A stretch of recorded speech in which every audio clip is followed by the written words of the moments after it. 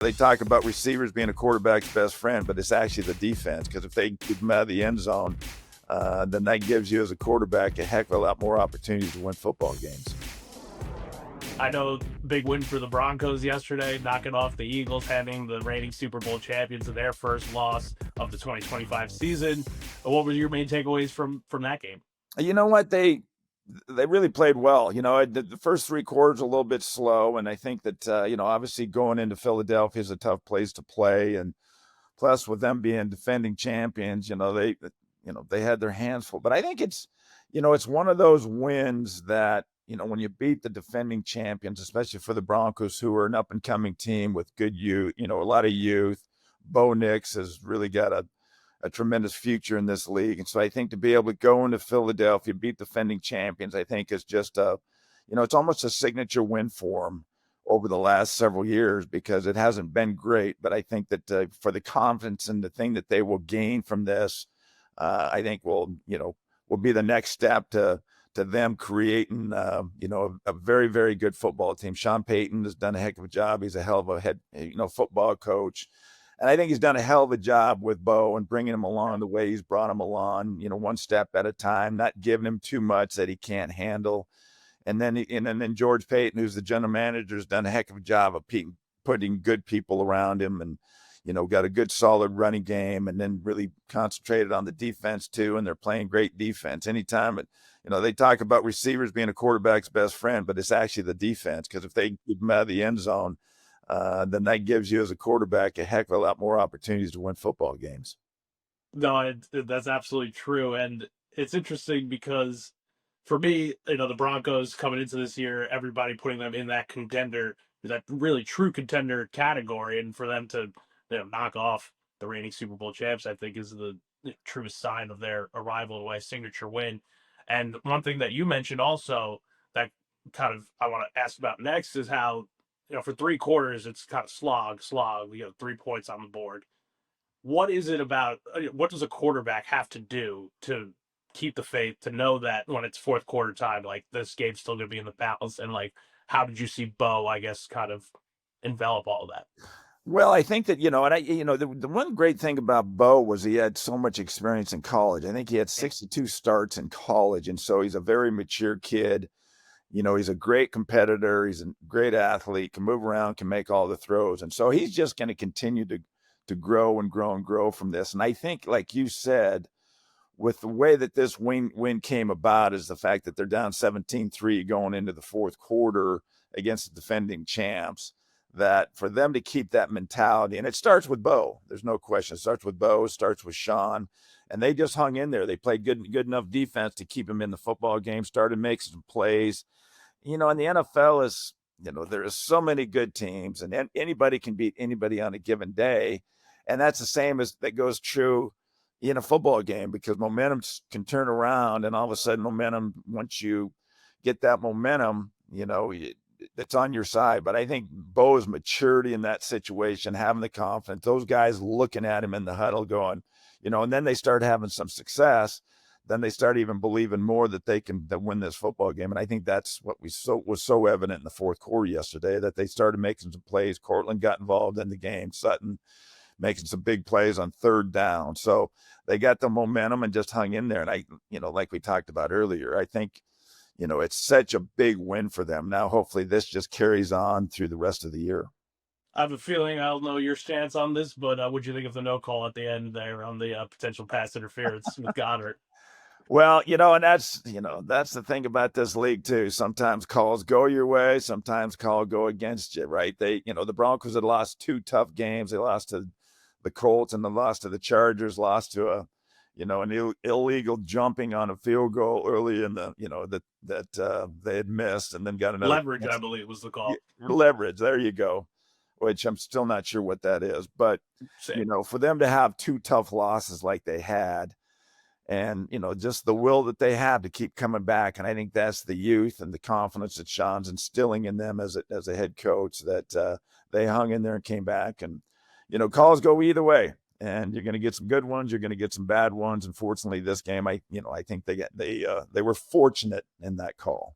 Yeah, and next up for Denver here is a trip across the Atlantic to London to play the New York Jets. How would John Elway, the player, approach something like this, where you're traveling that far away for a game and in this totally different environment? That's a tough situation because we never, when I was playing, we never had to play in the regular Right. season. We traveled quite a bit in preseason and played overseas, played in Japan. So our owner Pat Bolin really enjoyed doing that. So it's a different situation. I think Sean has been there. He's done it before, and there's so many different ways that coaches handle this. And I think by them going straight over there last night, I think they flew over after the game. They'll get over there. They'll be there the full week, be able to get adjusted to the time change. And, that what they're going to have to do is they got the Jets who are obviously struggling right now. So they're going to have to stay focused because everybody's got good football players. And so they're going to have to stay focused and make sure they're concentrating on the Jets, not look at their record, look at the team. And they're still, even though they're 0-5, they're still a pretty darn good football team. And so, just try to stay in the moment, try to stay there. I think the most difficult thing probably will be them coming back the following week. Because now they don't have a bye week, and after they play over there, they got to come back and play the Giants here at home. And so they've got a tough 2-week stretch here where they're going to have to make sure their mindset is totally focused on winning football games, and because there's a lot of different things they're out of their rhythm. You get out of their rhythm when you have to go overseas and do those type things. But I think Sean and the coaching staff's got a lot of experience and have done this before, and hopefully they can get through this next 2-game stretch and have success in that, and then get back in their rhythm. Yeah, no, for sure. And I know that it's also going to be a big November for you as well on the big screen with the documentary coming out, right? And everything there. So, what can you tell us about that project? I know Peyton Manning's Omaha Productions is involved. It's going to be on Netflix. So, what can Yeah. fans expect? Yeah, I'm looking forward to it coming out. It's been a year and a half, been working on it, and I think it's a good tale of my life. It's a book on TV, which I'm excited to see. And I really excited about the fact that that it's kind of a legacy product. That the fact that one of the main reasons I did it because I wanted my grandkids to be able to see my grandkids and their grandkids kind of see who their grandfather was and great grandfather. So I think Omaha and NFL Films and everybody involved, Kenny Rogers, everybody involved in this film is did a great job, and I'm excited for people to see it.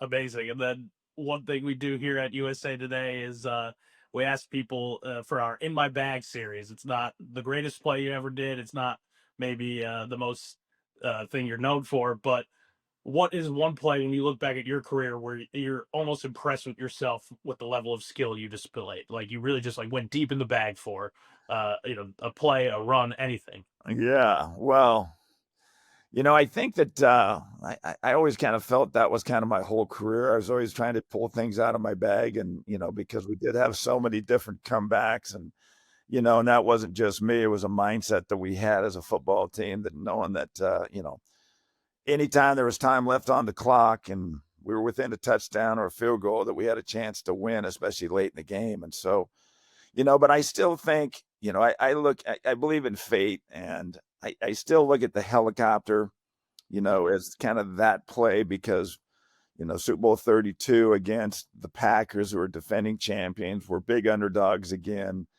And, I think that was, and the funny thing is about that play was I didn't like to play. We practiced it all week. I didn't like to play.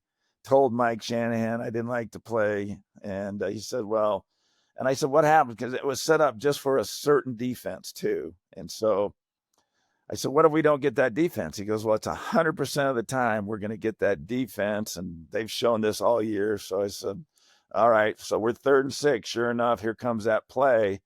And sure enough, they're not in that coverage. And so, how things worked out, and with the Packers thinking maybe I'm going to go low, and I put my the old 6-inch vertical jump on them to where I was able to go over the top, get the first down. And I think that momentum shift and that play was such a big piece of us in that game. Terrell was tremendous, and we were running the football so well. So, I think that was just such an integral part of that game that got us our first world championship.